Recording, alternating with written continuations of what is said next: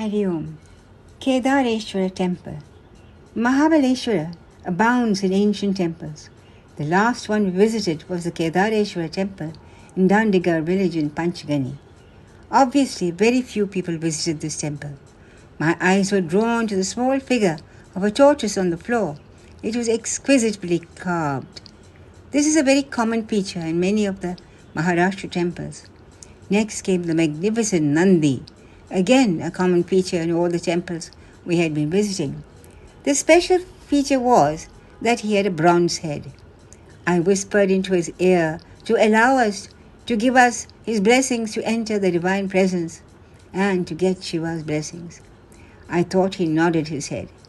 The door leading to the temple was quite low, and we had to bend our heads as we entered. This is the usual style in ancient temples. We have to bow before the Lord as we enter.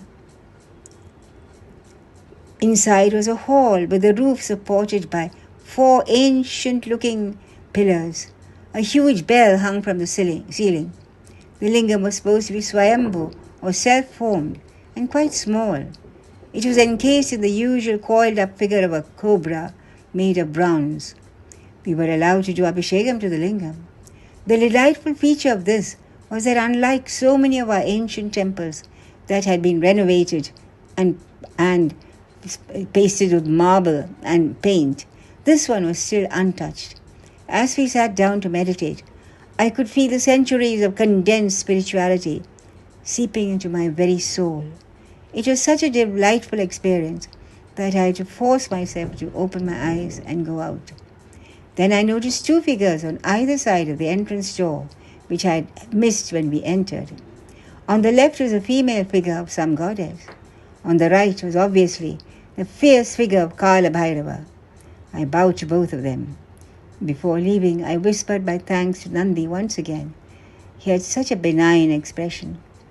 We got into the car, and as we were driving down the sloping road, I suddenly was struck by another ancient temple on the right.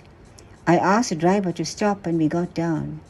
The temple was situated in a sort of a hollow, so we had to climb down some steps, past the pujari's house. The striking thing here was a Deepastamb, or a kind of ancient stone pillar, which had niches carved into it, in which oil lamps could be lit. In modern temples, this is usually made of some type of metal. The fact that this was made of granite proved the antiquity of this temple.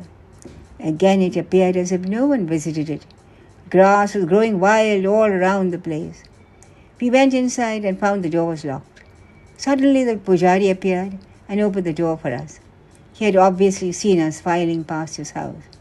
We went in and were struck by the huge lingam inside. Such an unexpected sight.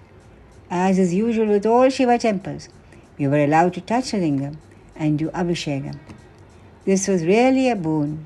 His grace alone had led us to this, since nobody had told us about this special temple. Such an unexpected treat, far sweeter than all the fresh strawberry ice creams we had been consuming every day, since Mahabaleshwar is strawberry land, as well as Shiva's land. Hari Om Tat Sat. Om Namah Shivaya.